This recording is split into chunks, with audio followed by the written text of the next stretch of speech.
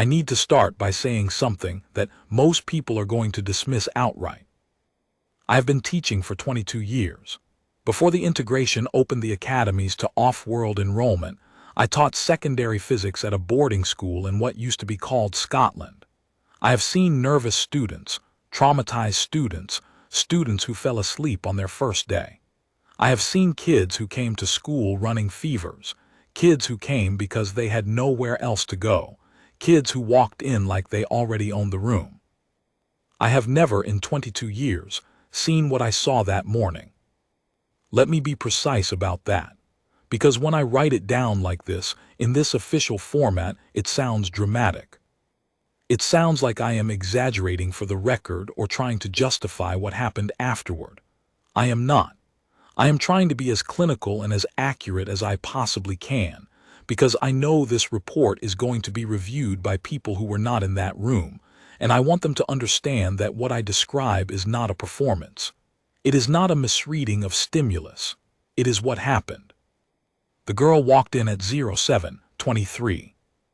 Class had started at 07:00. She was 23 minutes late, which at Veldris is not particularly unusual. The academy draws students from 11 different species groups, and the coordination of sleep cycles, dietary schedules, and circadian rhythms across that many biological types means tardiness is practically an institutional epidemic. I had already marked roll, already distributed the morning's materials, a unit on atmospheric chemistry calibrated to be understood by both oxygen breathers and the 3 Velun students who filtered nitrogen, and I was mid-sentence when the door at the back of the room opened. She came in quietly. That was the first thing I noticed. Not nervous quiet, not embarrassed quiet, just quiet, like she had calculated exactly how much sound a human girl needed to make to enter a room without being noticed, and she had produced precisely that amount. She wore the standard Veldris uniform, gray jacket, navy panel undershirt, dark trousers. Her hair was dark and pulled back simply. She carried a regulation satchel over one shoulder. She looked, by every available measurement, like a human schoolgirl who was late to class. She sat down in the 3rd row from the back left side. I noted her.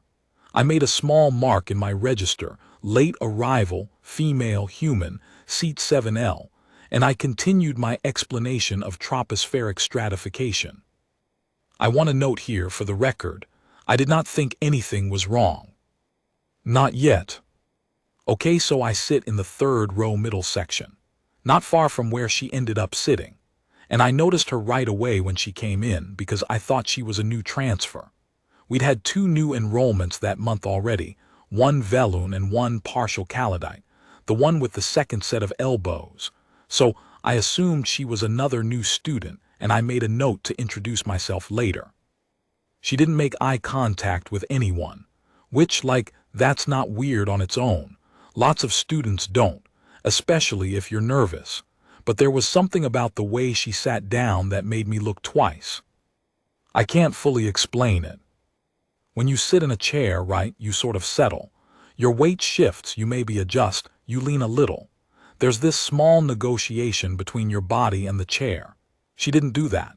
She sat down and she was just still, like she had calculated the exact correct position and executed it in one motion with 0 correction required. I remember thinking, that's weird. And then Menon said something about ozone gradients and I got distracted and I forgot about it. For a while. Document 1C, continuation of incident report. Filed by Professor Aldrich Menon. The session proceeded normally for approximately 35 minutes after she arrived. At approximately 07:58, something happened that I am going to describe as precisely as I can, because it is the first moment in the incident that I believe constitutes a clear behavioral anomaly. One of the Velun students, I will identify him only as student V1, as per the IEOB's guidelines on xenobiological minor privacy, emitted what I understand to be an involuntary startle response.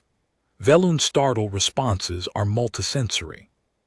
They involve a rapid color shift across the bioluminescent patches on the neck and upper torso, a brief exhalation of their respiratory fluid, which produces a faint sound that most humans describe as something between a click and a hiss, and a physical recoil of approximately 4 to 6 centimeters. I had seen Velun students startle before. Usually it was in response to a loud sound or an unexpected movement. There had been neither a loud sound nor an unexpected movement. I looked at V1. He was staring at the new girl with his secondary optical set, the smaller pair of eyes positioned just above his primary eyes, typically used for peripheral threat detection. His bioluminescent patches had shifted to a pale yellow-white, which I knew from the staff xenobiology briefing indicated something in the range of high alert. I looked at the new girl. She was looking at me, paying attention to the lesson, perfectly composed.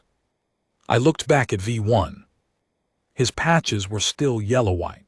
He had repositioned himself in his seat so that his body was angled slightly away from her, which is a Velun defensive posture. I made a note in my register, V1 apparent distress, unknown cause monitor. I continued the lesson. This was, in retrospect, the moment I should have stopped and asked more questions. Calm, then rapidly shifting to distress register at certain points. Interpreter notes, this is unusual for Velun students this age, who typically maintain emotional suppression in formal settings. I will try to explain clearly, but I need you to understand that what I am describing is not a conscious thought. It was not a decision. It is the kind of signal my nervous system produces before my mind has processed the input. My teachers on Velour call it deep register recognition. It is very old. It predates language. She walked in and I felt it immediately. Not fear, not exactly. It is more.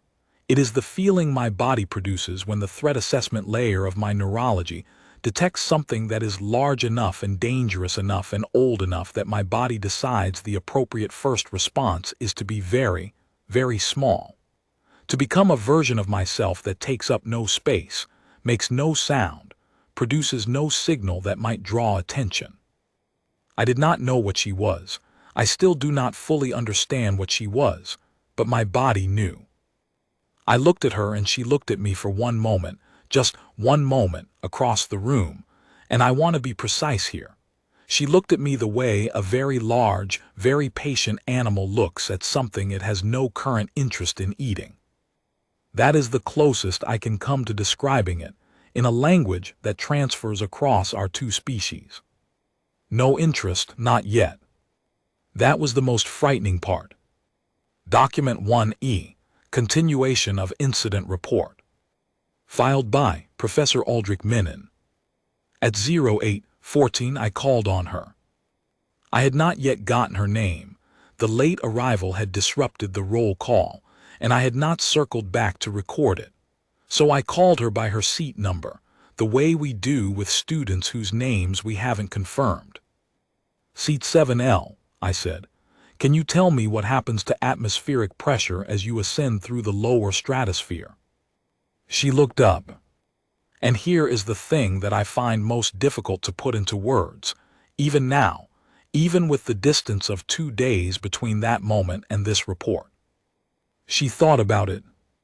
I don't mean she paused to recall the answer. I mean she processed something.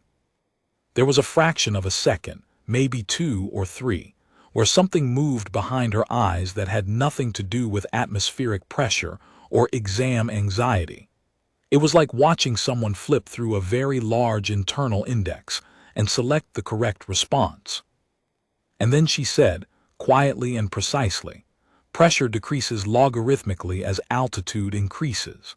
At the tropopause, which on Earth averages approximately 17 kilometers at the equatorial zones, you reach what your classification systems call the stratospheric boundary. Temperature behavior inverts there due to ozone absorption of ultraviolet radiation. Dead silence in the room. That answer was correct. That answer was, in fact, correct in more detail than I had taught. The phrase "your classification systems" nagged at me for a moment, but I attributed it to an awkward translation. Many of the multilingual students phrased things that way when they were thinking in a language other than standard. "Very good," I said. She nodded once and returned to looking at her notes. Her notes, and I did not fully register this until later, she appeared to be writing in a script I did not recognize. I sit right behind her, seat 8L. I want to be clear about what I'm about to say because I know how it sounds and I know what people are going to think. But I'm telling you what I observed.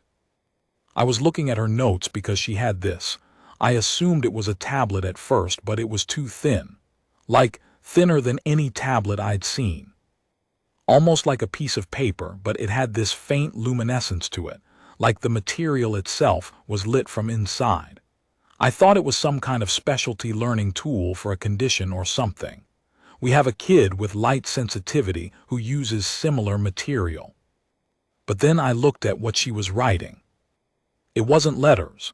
It wasn't any alphabet I recognized, and I've been in integrated classes for 3 years, so I've seen vellum script and Khalidite logographs and the weird pictographic notation that the Dravari students use. This wasn't any of those. It looked more like, okay, this sounds strange. It looked more like a diagram, like she was mapping the room.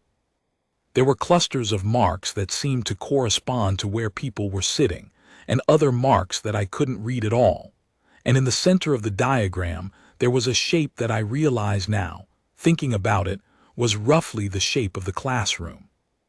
She was mapping the classroom while taking atmospheric chemistry notes. I looked up and she turned her head about 40 degrees, not all the way toward me but enough, and I got the feeling very strongly that she knew I had been looking. She didn't say anything. She didn't look annoyed. She just sort of filed it, the way you'd note that a door in a building you'd never visited before had opened. I looked back at my own notes, and I stayed looking at my own notes for the rest of class. Filed by Professor Aldrich Menon.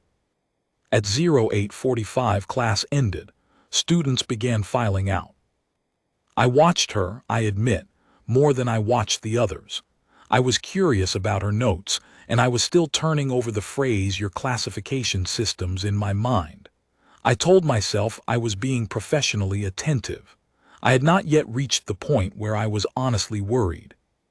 She stood, collected her materials, the thin luminescent sheet folded into something that shouldn't have fit inside her satchel but apparently did, and moved toward the door with that same deliberate, zero-wasted motion quality that had caught my attention when she first sat down.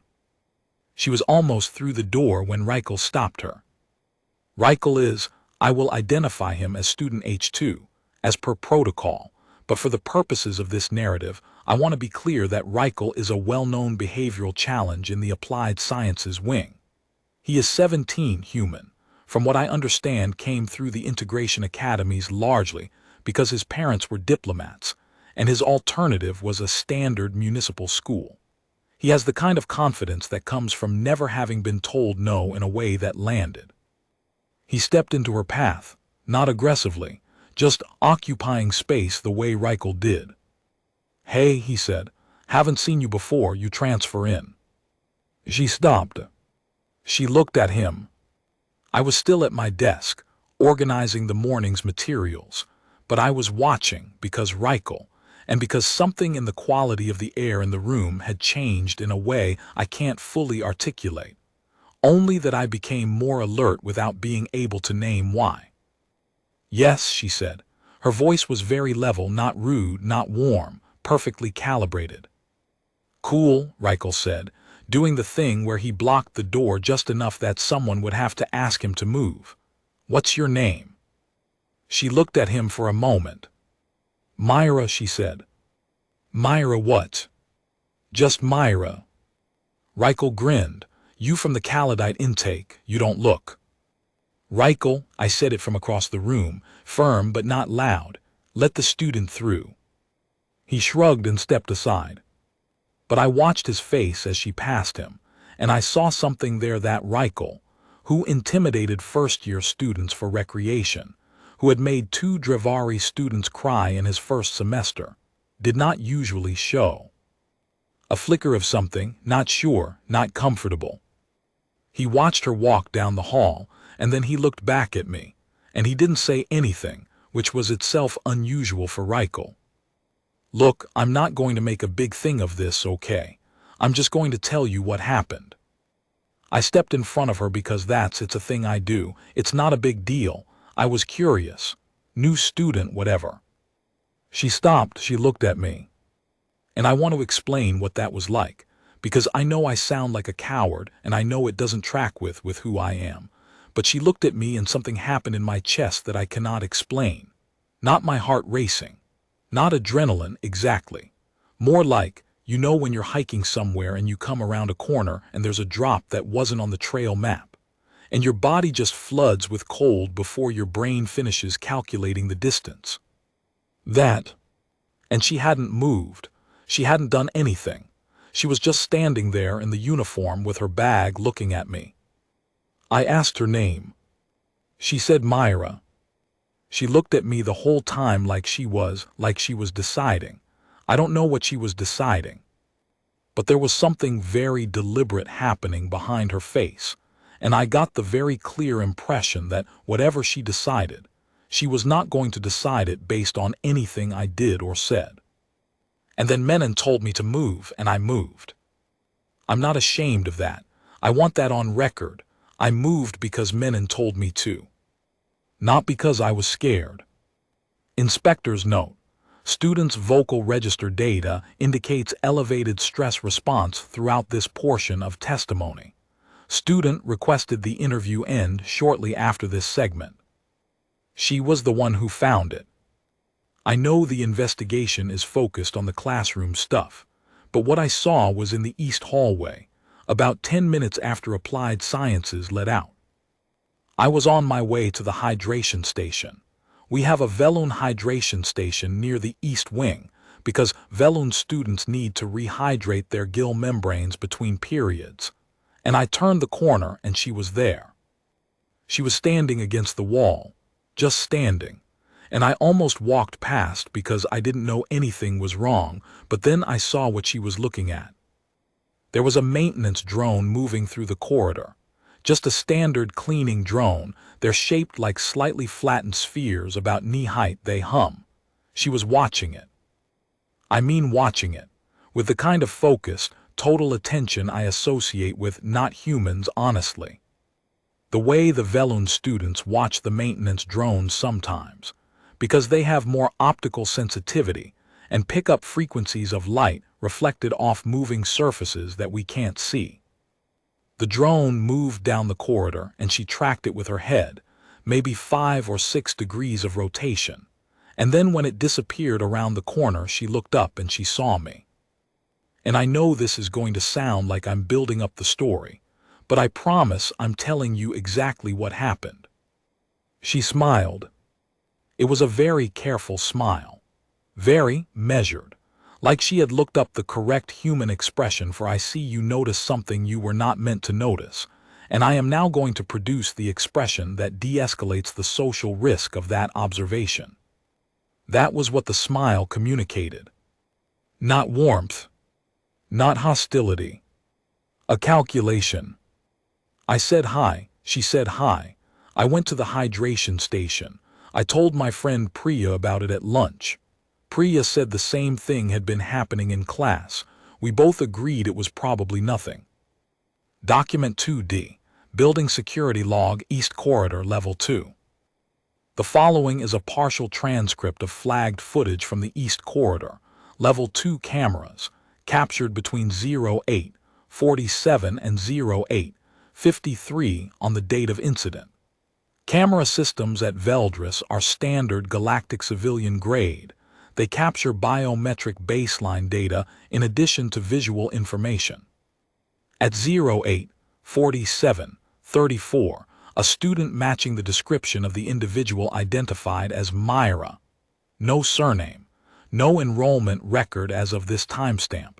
See Registry Anomaly Report 23410814107, entered the east corridor from the stairwell. The student stood motionless at coordinates 14.3, 8.7 on the corridor map for approximately 42 seconds. At 08:47:56, a maintenance drone, Unit DX7, entered the corridor and traveled its standard cleaning path. The student's head tracked the drone's movement throughout its corridor transit. At 08:48:36, the student's biometric profile returned the following anomalous reading. Baseline body temperature registered at 31.2 degrees Celsius, below standard human baseline. Cardiovascular output showed zero identifiable variation from resting to alert state. Standard humans show a 12–18% elevation in heart rate during periods of active visual tracking, and no involuntary micromovement was recorded during the 42 seconds of standing, no weight shift, no blink reflex in the first 14 seconds, no postural adjustment. The camera system flagged this reading automatically for review as biometric anomaly class 3, non-human physiological baseline. This flag was not reviewed in real time due to the Academy's then-current backlog of 47 pending biometric flags from the morning period. It entered the queue and remained there until a manual review was conducted on SGT 23410-815. By that time, the incident had already escalated. The cafeteria at Veldris runs 3 lunch periods because of the dietary segregation requirements. We have humans, Velun, Kalladite, and what we call mixed or modified, which covers students who can eat in both standard and modified environments. First period is 11:30 to 12:15. Second is 12:15 to 13:00. Third is 13:00 to 13:45, which is predominantly the Kalladite intake and students from the cold atmospheric program. She came in during second period. She sat alone, which is not unusual. Lots of students sit alone, especially transfers, especially in the first weeks. She took a tray from the standard line. She selected, I remember this clearly because it struck me at the time as an oddly deliberate series of choices, 3 items, a carbohydrate portion, a protein serving, and a cup of water. No flavor augmentation, no supplementary items, just the structural essentials. She sat and she ate. And I watched her from the supervisor station because something about the way she'd moved through the line had caught my attention. I couldn't name what it was exactly. She had done everything correctly, taken the tray, made her selections, moved along. But it was the correctly that bothered me. It was too correct. Like someone who had studied the cafeteria procedure in advance and was executing it from memory rather than navigating it organically. At 12:34, the galactic soldiers came in. Now, for context, because I understand this report will be read by people outside the Academy, Veldris has had a small contingent of Galsol officers stationed on campus since the Integration Accord of 2339. 3 officers, rotated quarterly, technically here in an advisory capacity, but functionally serving as a combination of cultural liaison and low-level security augmentation. The current contingent was Commander Yevasoth, Kalladite Terran Hybrid, 3rd Tour, Specialist Orak Den Full Kalladite, 2nd Tour, and Specialist Lorva Mir, Velun Adjacent Physiology, 1st Tour at an Earth installation. They came in for their midshift refreshment cycle, standard routine. I know them all by sight. They went through the modified dietary line. They collected their refreshments. They moved toward their usual table, which is at the east corner, slightly elevated, good sightlines.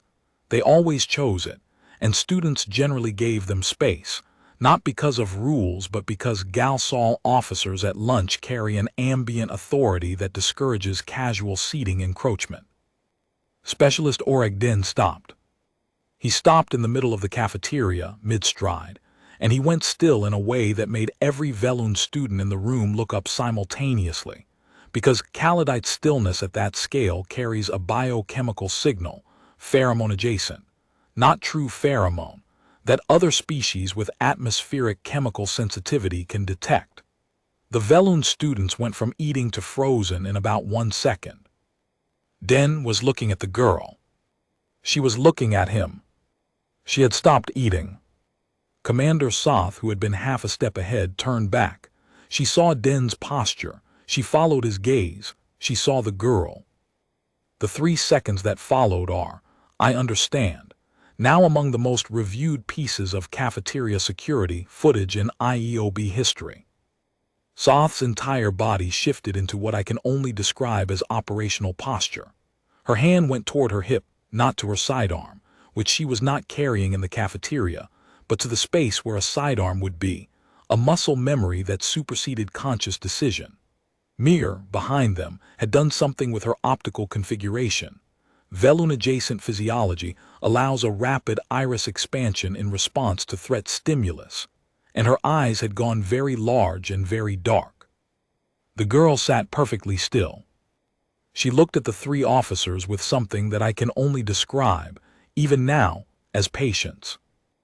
At 12:34 SGT, during mid-shift refreshment break, Specialist Den alerted me to the presence of an unclassified entity in the student cafeteria. I will use entity rather than student, and I want the reason for that terminology to be clear. At the time of initial identification, the entity was presenting as a human female adolescent, and was doing so with sufficient precision that I would not have identified her without Specialist Den's biochemical sensitivity drawing my attention. Specialist Den's Calidite sensory suite includes what I can only translate, inadequately, as deep structure recognition, an evolved sensitivity to the biochemical signatures of apex organisms. This sensitivity predates the Calidite's entry into the galactic community by approximately 40,000 years. It is extremely reliable. In Den's 12 years of Galsol service, he has had 6 deep structure recognition events. 4 of them resulted in confirmed encounter logs with known apex organisms. One was a false positive under extreme environmental conditions, heavy electromagnetic interference, Class 3 storm. 1 remains classified. This is the 7th. He told me in Calidite, there is something here that is not what it appears to be. It is very old. It is very large. It is wearing something small. We approach the table.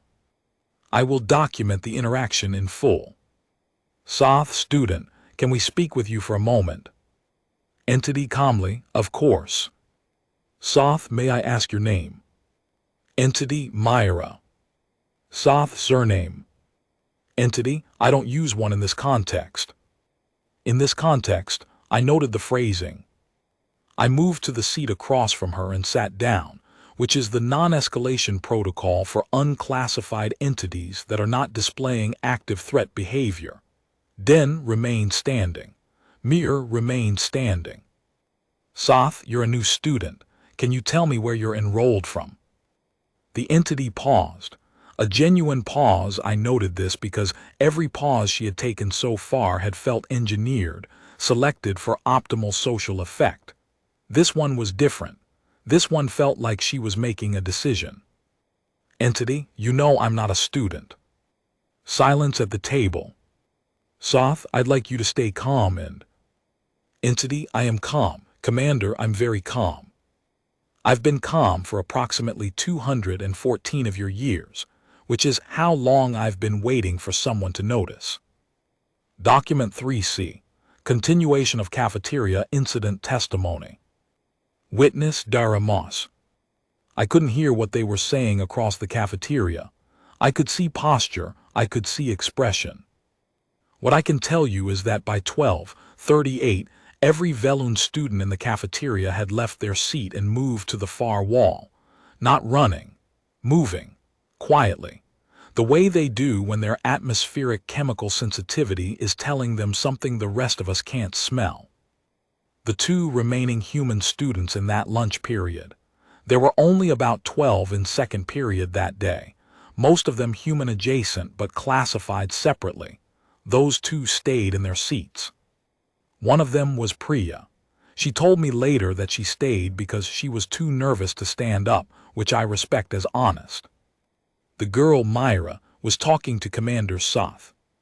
She was talking, I want to be clear, very quietly and very calmly, with her hands folded on the table in front of her and her food still on the tray, and she looked less like someone being interrogated by 3 galactic military officers, and more like someone who had been waiting patiently for an appointment that was long overdue.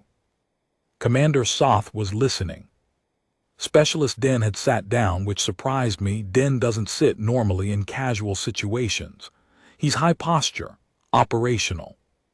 But he sat down, and I noticed he was watching Myra the way you watch something you want very much to understand, but aren't sure you're capable of processing. Specialist Mir had retreated 2 steps, just 2. Her optical configuration was still enlarged. She was the only one of the 3 who looked genuinely frightened. After about 11 minutes, Commander Soth raised her hand and activated her comm unit. She called Director Kamath. That's when things got very different. Director Kamath, let's start simply. Can you confirm what you are? Myra, that's actually not a simple question from where I'm standing. Director Kamath, can you try? Myra, you know the classification Deathworld native. You use it as a category. Commander Soth, we do. Myra, your category is accurate and also completely insufficient. A Deathworld native is a term that covers organisms produced by high gravity, high competition, high lethality planetary environments. It covers a lot of territory. On one end of that spectrum you have the Terran apex classifications, what your xenobiological registry calls the large carnivores. Tigers, bears, crocodilians. Things your own species found threatening before you reached a technological threshold that made you the primary threat to each other.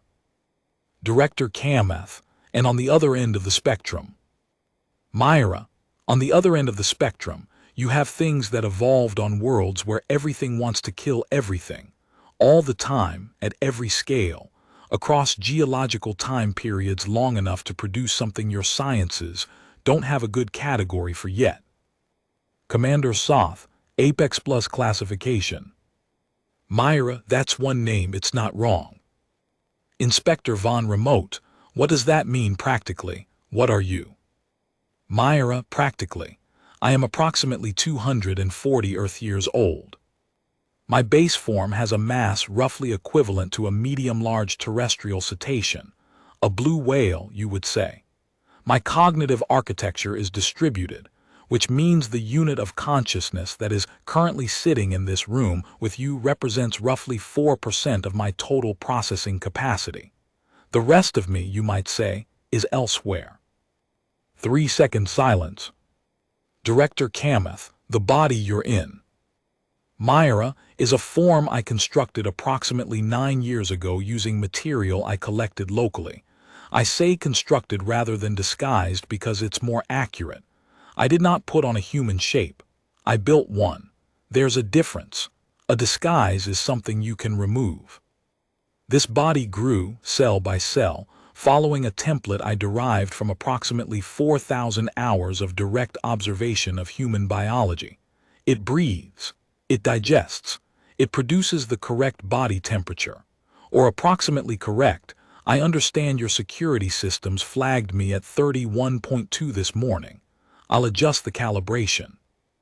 Commander Soth, you built a human body to attend school. Myra, I built a human body to do several things. Attending school was one strategy within a larger objective. Inspector Von Remote, which is? Myra, understanding. 7-second silence. Director Kamath, can you be more specific? Myra, I've been watching your species for approximately 200 years. I watch from outside, which is a limited methodology. 200 years ago, your species was still largely confined to your home system. Now you're integrated into galactic community infrastructure. You've produced a civilization with 17 distinct treaty frameworks, 4 major art movements that have been adopted by non-human species, and a philosophical tradition that 4 separate galactic academic institutions have classified as original thought rather than derivative influence. I became very interested in how you did that. Commander Soth, so you enrolled. Myra, the direct engagement methodology seemed more informative than continued observation. Yes. Director Kamath, did you intend for us to find out what you are? Myra, I intended for you to find out eventually. I had not planned the timeline. Specialist Den was faster than most. Specialist Den, speaking for the first time in the transcript. What did you feel when I recognized you? Myra, something I don't have a precise word for in any language I've learned from your species. The closest might be relief. The calibration required to pass as human is not difficult, but it has a quality of sustained attention to it, like holding a note on an instrument for a very long time. When someone finally acknowledged what I was, I could release some of that attention. It was restful. Briefly. Document 4B, Supplemental Observation by Commander Soth. Filed, SGT 23410-815. I want to add something to the formal record that I did not include in the interview transcript because I was not sure, in the moment, how to articulate it. When she said relief, she shifted. Not dramatically, not in a way that would alarm someone who wasn't watching carefully, but the quality of her stillness changed, became, for approximately 4 seconds, slightly less controlled, not careless, just less performed. I have spent 12 years in Gal Sol, and I have encountered entities that could alter their physical forms, shapeshifters in the technical sense, mimics, phase-transient organisms. I know what performance looks like at the physiological level. What I saw in those 4 seconds was not performance dropping away to reveal something else. It was performance dropping away to reveal that there had been something exhausting about the performance, that it had cost her something, even if that cost was fractional for an organism of her complexity, and that being seen, being known, had reduced that cost. She looked for approximately 4 seconds tired. And then the stillness settled back into place like a lens refocusing, and she was Myra again, composed, patient, watching us with that quality of attention that I can only describe as the way you watch something when you are trying to understand it without disturbing it. I don't know why I found that meaningful. I'm a Gal Sol officer with a master's degree in xenobiological threat assessment. I am trained to profile entities exactly like this. But I found it meaningful. Witness Priyanaryanan. I found out at dinner. The Academy sent a general communication to students and families saying there had been an identity verification incident, that the situation was being handled, that there was no threat to student safety. Standard language. The kind of language that tells you very clearly that something interesting happened, and they're not going to tell you what it was. Cass called me immediately. We talked for about an hour comparing everything we'd noticed, the sitting down thing I'd seen, the maintenance drone she'd been watching, the smile in the hallway. The atmospheric chemistry, answer with your classification systems. And here's the thing that I kept coming back to. She had been in the classroom for almost an hour, sitting among us, taking notes, answering questions, eating in the cafeteria. And in all of that time I had been curious, slightly unsettled, a little alert, but not scared, not threatened. Looking back, knowing what she was, I tried to figure out why I hadn't felt more afraid, and I kept arriving at the same answer. Because she hadn't been frightening. Not because she was harmless. She was obviously not harmless. An apex organism 200 years old with a custom-built body and distributed cognition, and the ability to watch a maintenance drone with perfect predator stillness is not, by any rational measure, harmless. But she had sat in that classroom and she had been a student. She had listened. She had answered when called on. She had walked past Reichel who made Drevari students cry with perfect patience, and she had given him a smile that was calculated and a little inhuman but was, functionally, a social de-escalation, which is, if you think about it, the thing that school is supposed to teach you. She had chosen, over and over in every small interaction, to make herself less frightening to us. Why would something that old and that powerful spend 9 years building a body and attending school and choosing, every day, in every interaction, to manage our comfort? Because it wanted to understand us. Because it thought we were worth the trouble. I lay in my dorm room that night, and I thought about that for a very long time.